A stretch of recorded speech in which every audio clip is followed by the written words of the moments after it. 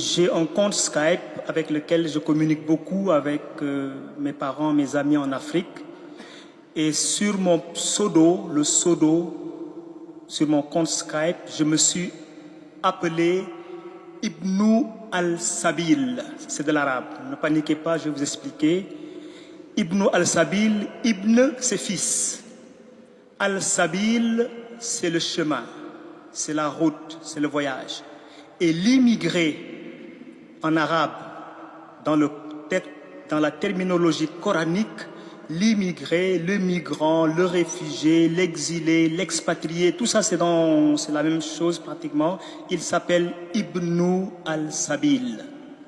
Ibn al-Sabil, ça fait de l'arabe pointillé, mais en bon arabe parfait, on dit Ibn Sabil. Je suis un Ibn Sabil, je suis un migrant, un immigré, je suis un réfugié, un expatrié. Mettez tout ce que vous voulez dessus, derrière, comme comparaison. Et j'aime bien ce terme parce que dans le Coran et dans l'islam, le Ibn al-Sabil, le réfugié, l'immigré, le migrant, celui qui a quitté son pays pour des conditions diverses et variées, il a un caractère pratiquement sacré. Il a un caractère sacré, il fait partie, pour faire analogie avec la Bible, il fait partie de ce qu'on appellerait les catégories prisées, les catégories privilégiées, les anawim, les pauvres, la veuve, l'orphelin, voilà, celui qui est malade, celui qui n'a pas où dormir, celui dont la vie est menacée, voilà.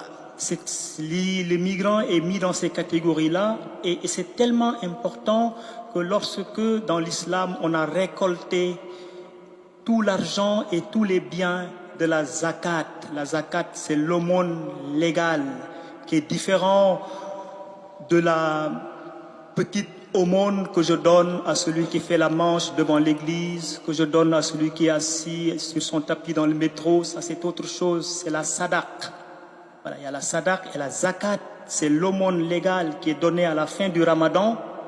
Et le musulman ne doit pas manger le repas de rupture du jeûne de ramadan, le repas du Eid al-Fitr, il ne doit pas le manger tant qu'il ne s'est pas acquitté de donner la zakat, l'aumône légale, qui est calculée sur un pourcentage bien défini sur le revenu. Et parmi les cibles privilégiées auxquelles sont destinées cette zakat, cette aumône légale, c'est le réfugié, Ibn al-Sabil. C'est important que nous sachions cela et que nous en prenions conscience et que nous continuions vraiment les efforts que nous faisons, puisque je pense que la première orientation, la première destinée vers laquelle nous nous réfugions, notre premier lieu d'immigration, c'est le Seigneur. Nous nous réfugions vers Dieu. Dieu est notre refuge. Et il est important dans les rencontres, à mon avis, islamo-chrétiennes, qu'on puisse camper le débat là. Voilà. Si nous, à mon avis, si nous campons le débat sur la dimension religieuse, spirituelle, la dimension apostolique de la foi, eh bien, nous avons la chance d'échapper à beaucoup de conflits, beaucoup de tensions, qui, à mon avis, font que nous nous décourageons et nous considérons les autres comme un risque, comme un danger, etc. Même si, effectivement, il y a un peu de cela, il ne faut pas être naïf. Le premier, en tout cas dans l'islam, dans le Coran, l'immigré, le réfugié, c'est d'abord auprès de Dieu. Vous l'entendez souvent dans les discours, dans les mairies ou dans n'importe quelle réunion avec les musulmans, quand ils prennent la parole, la première chose qu'ils disent, Bismillah ar-Rahman ar-Rahim. Et seconde chose, A'ouzou billah minash shaitan rajim. A'ouzou billah, je cherche refuge auprès de Dieu. Parce que le plus grand danger, à mon avis, face à un migrant, c'est l'ignorance, c'est de ne pas le connaître. Connais-tu ton frère musulman qui est en face de toi? Et dire à ton frère musulman, est-ce que tu me connais assez? Faisons connaissance, cela est important.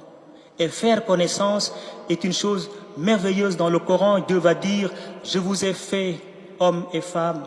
Je vous ai créé d'ethnies, de tribus, de langues, de couleurs différentes pour que vous fassiez connaissance. خلقناكم من ذكر وأنثى وجعلناكم شعوب وقبائل لتعارفوا, se connaître, faire connaissance mutuelle, cela est important. Le migrant est une opportunité parce que je pense que nous pouvons partir de ce que le Coran dit. Le Coran dit plein de choses qui peuvent être très opportunes pour nous lorsque nous allons en contact avec les musulmans. Le Coran va dire, vous ne devez pas contraindre quelqu'un en matière de religion. Il ne doit pas y avoir de contraintes en matière de religion. Et cela, il faut que nous le réaffirmions, que nous le disions clairement. Le musulman est une opportunité parce que le musulman est invité à rentrer en dialogue, à rentrer en discussion, en débat avec l'autre frère croyant, surtout chrétien, qui est en face de lui. Le migrant est une opportunité parce que, eh bien, lorsque les choses se corsent et que nous ne pouvons pas nous entendre, nous pouvons trouver dans le Coran des références qui peuvent nous permettre de dire aux musulmans, de ce point de vue-là, c'est ta religion, ici, c'est la mienne. Ne discutons pas outre mesure, ne nous fâchons pas en raison de cela, garde tes convictions religieuses, je garde les miennes, cela n'empêche pas que nous puissions travailler ensemble pour des choses qui peuvent construire un avenir. Le risque, c'est qu'il y a dans l'islam une certaine tendance à catégoriser, à absolutiser. Vous trouverez des versets dans le Coran où on va vous dire la seule religion que Dieu agrée, c'est l'islam. Celui qui choisit une religion en dehors de l'islam est un perdant.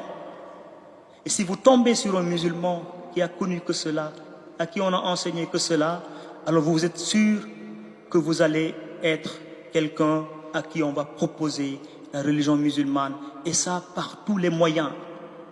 Et pour parer ce risque, je pense qu'il est important que le chrétien soit vraiment solide dans ses baskets. Le musulman a besoin de rencontrer un chrétien qui soit digne de son nom, un chrétien qui soit fier de ce qu'il est, un chrétien qui soit sûr qu'il est sur le chemin du salut.